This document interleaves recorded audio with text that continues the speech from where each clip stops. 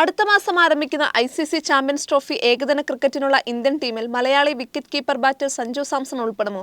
മലയാളി താരത്തെ ടീമിൽ ഉൾപ്പെടുത്തില്ലെന്നും ഉൾപ്പെടുത്തുമെന്നുമുള്ള ചർച്ചകൾ നിലവിൽ സജീവമാണ്. ചാമ്പ്യൻസ് ട്രോഫിക്ക് മുൻപായി ഇംഗ്ലണ്ടിനെതിരെ നടക്കുന്ന ഏകദിന ക്രിക്കറ്റ് പരമ്പരയ്ക്കുള്ള ടീമിനെ BCCI ഒന്നിച്ചായിരിക്കും പ്രഖ്യാപിക്കുക.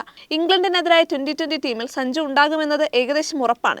ഓപ്പണർ റോളിൽ അവസാന 5 മത്സരങ്ങളിൽ 3 സെഞ്ചുറി നേടിയ സഞ്ജുവിനെ ഇംഗ്ലണ്ടിനെതിരായ 5 മത്സര 2020 പരമ്പരയിൽ നിന്ന് മാറ്റി നിർത്തുക അസാധ്യമാണ്. ഈ മാസം 22 മുതലാണ് ഇന്ത്യ-ഇംഗ്ലണ്ട് 2020 പരമ്പര.